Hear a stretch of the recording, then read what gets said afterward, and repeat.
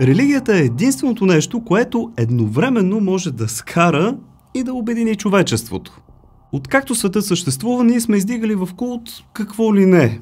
От слънцето, през земята, че чак до гръмотевиците. И макар наистина напоследък почитането на природни феномени да намалява драстично, все още има някои тотално откачени неща, които обожествяваме. Седнете някъде и се съсредоточете, защото ще навлезем в дълбоките води на топ 10 странни и дори супер зловещи религии, които се обзалагам, че не сте и чували. Повярвайте обаче, че да се абонирате за канала и да натиснете камбанката е правилното решение, защото така напълно безплатно ще получавате по минимум 2 видеа всяка седмица. Ако пазарувате често в интернет, ето тук и тук са промокодовете, които ще ви осигурят отстъпки. А пък ако ви се чете нещо мистериозно и загадъчно, може да проверите някои от книгите ми, най-новата от които е 50 невероятни загадки.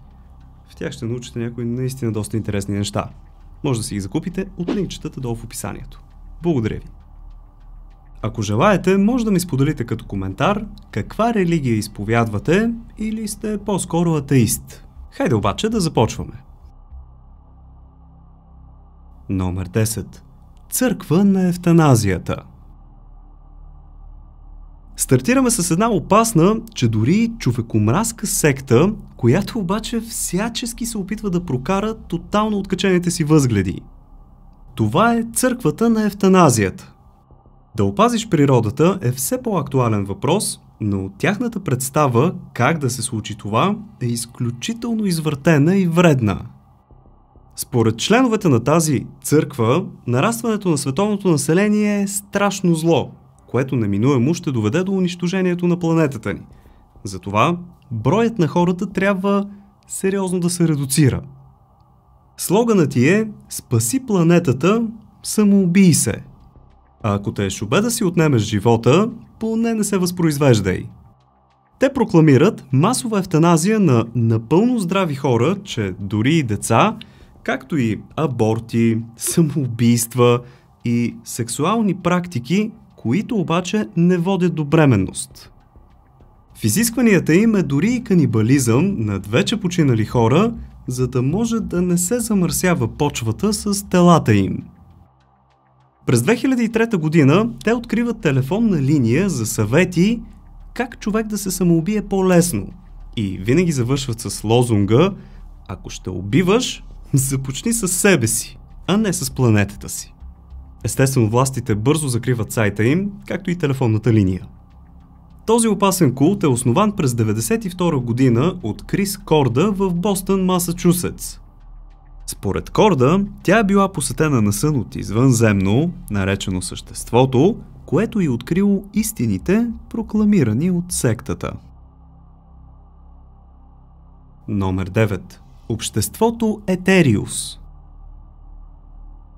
Ето една секта, създателят на която твърди, че е бил в контакт с извънземни, и то не каквито и да е, ами направо с най-висшия извънземен разум, наречен Етериус.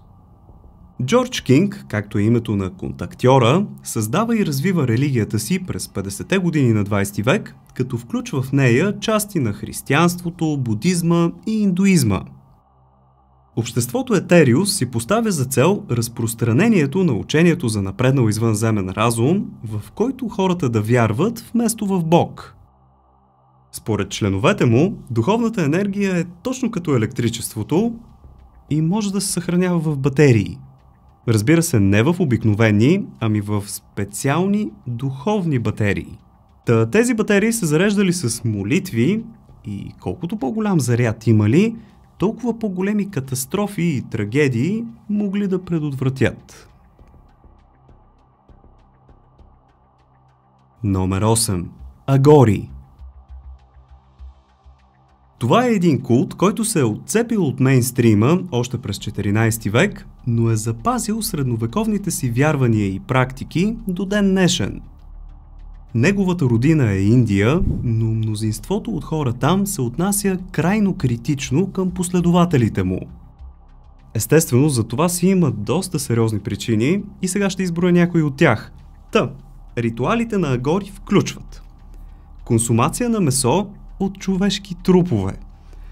Медитация върху телата на мъртъвци, живеене в гробища, мазане с пепел от кремации, използване на човешки черепи като съдове за хранене и още други подобни гадости, свързани с смъртта, които изобщо не смятам да цитирам тук. Целта на този, за щастие малоброен култ, е да се противопостави на представите за чистота, характерни за ортодоксалния индуизъм. Сигурно се питате защо го правят. Ами, всъщност, те смятат, че така ще се доближат по-близо до Шива. Тези май изобщо не падат по-долу по лудост от предишните. Даже май за сега са Не знам вие какво ще кажете. Номер 7. Фризбитарианство. Дайте сега да си починем малко от хардкор от каченяците и да се поразсеем малко с друг вид ненормалници.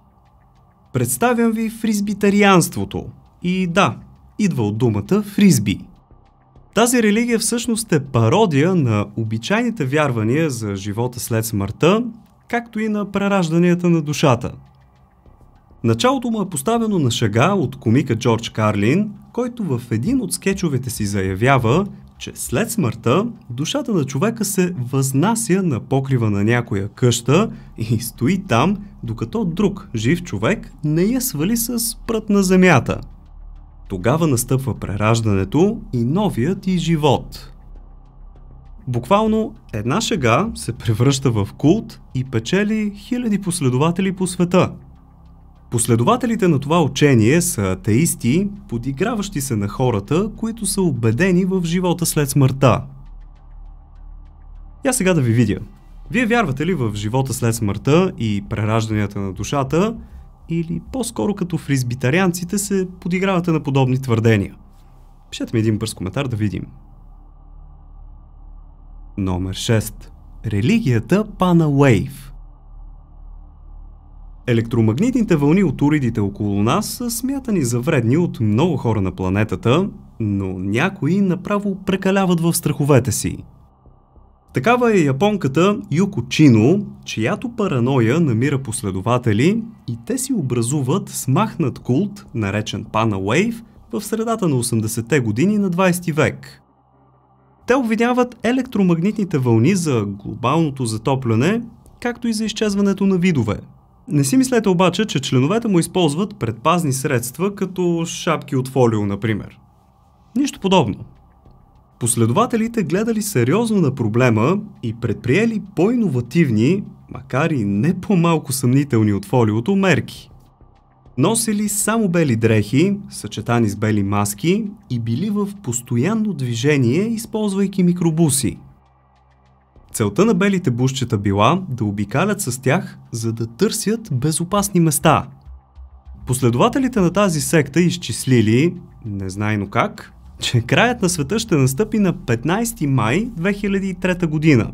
Това, както сигурно забелязвате, не се е случило, а самата основателка на култа починала през 2006 година от естествена смърт. И така, скъпи приятели, стигаме до средата на това видео и ако всичко тук ви е интересно и ви е допаднало, може да го подкрепите с един палец нагоре. Аз обаче бързам да продължим, защото следват някои наистина откачени неща. Номер 5. Народът на Яхве. Това е афроамериканска секта, която, според основателя Хюлан Мичъл, истинските евреи са чернокожи. Така Стария завет добива изцяло нов облик и израелтяните изобщо не били това, което си представяме. Култът е основан през 1979 година в Майами, а Хюлан приел името Яхве бен Яхве. В превод Яхве, синът на Яхве. А без една дума, той бил сина на Бога или новия Исус, с което последователите му охотно се съгласили. Дори и с това обаче фантазиите на Хюлан Мичъл не свършили. Той започва да описва представителите на бялата раса като дяволи, които трябвало да бъдат победени. Ако случайно ви се струва смехотворно, то нека ви кажа, че тази секта има клонове в 1300 населени места по света. Победата над белите дяволи обаче започнала да създава някои правни проблеми и така сектата му била заклеймена като расистка организация.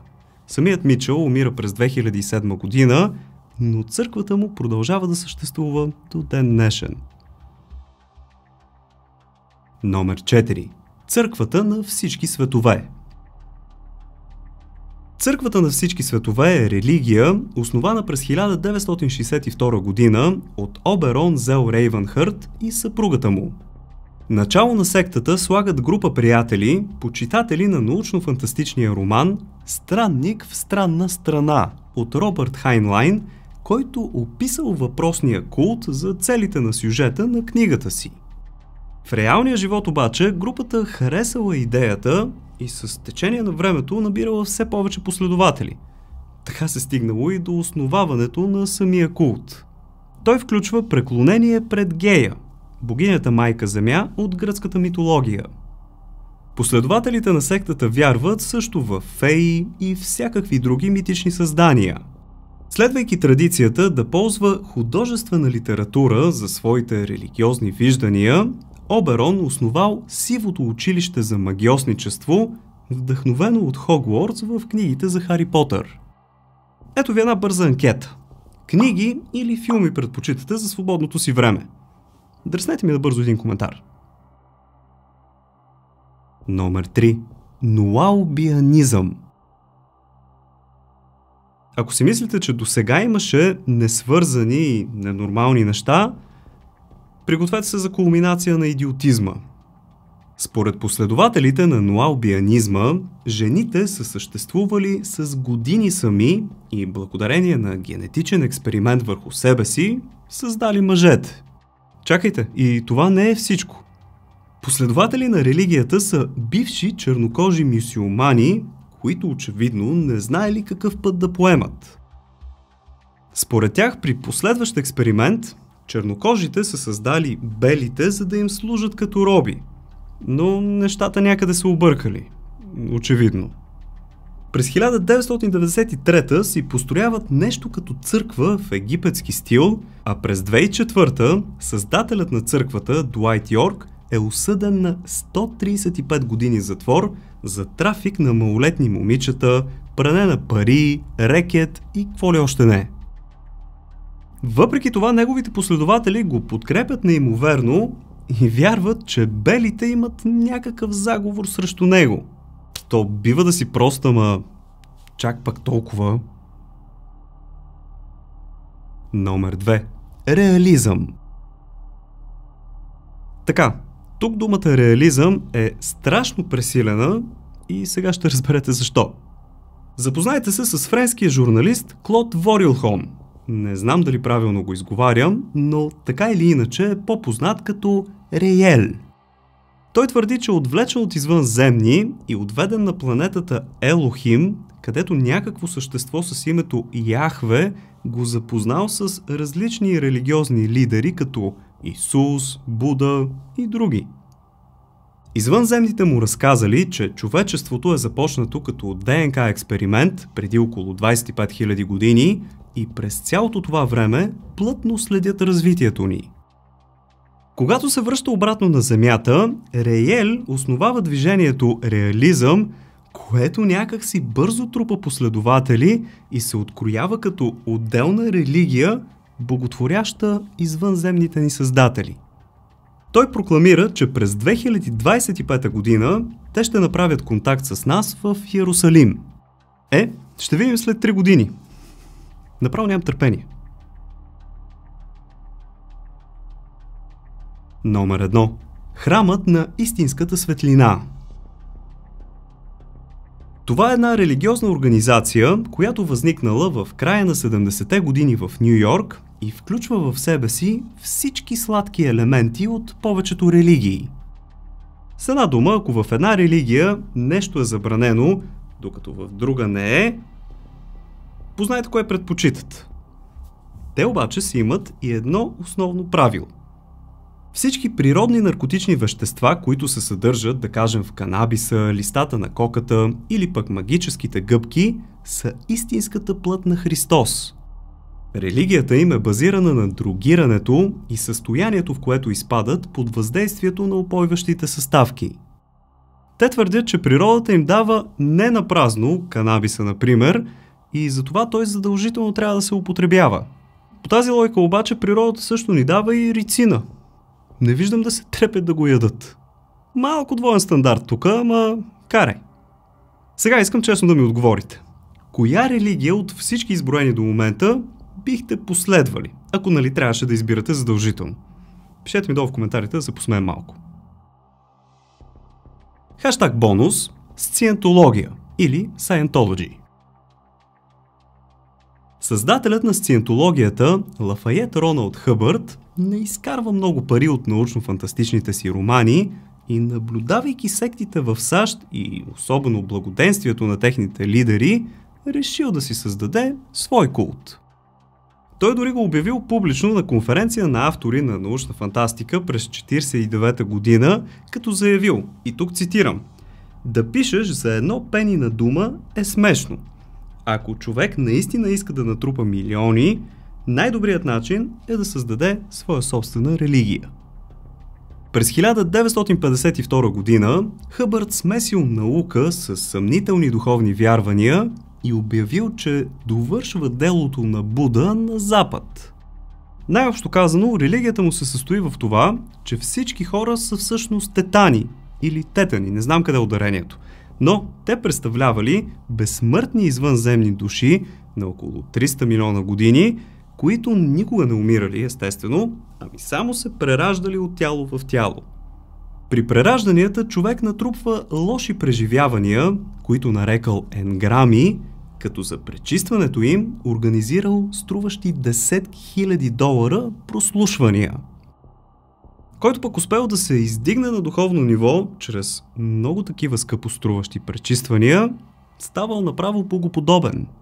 Учението набрало много симпатизанти и се разраснало до мощна организация, в която членуват някои от най-известните холивудски звезди, като Том Круз, Джон Траволта, съпругата на Елвис Пресли, както и много други. Ако видеото ви е харесало, дайте му по един палец нагоре. Ако ли не, надолу. Но ако искате да ми помогнете, споделете го с приятели в социалните мрежи. Не забравяйте да се абонирате за канала чрез кръгчето с моята снимка ето тук и камбанката е задължителна, ако искате да получавате известия, когато кача нещо ново. Имате още свободно време, което искате да прекарате научавайки нови и готини неща ли? Добре, натиснете на някой от ето тези двете видеа тук. Благодаря ви, че за пореден път бяхте с мен. Чао! И до нови срещи!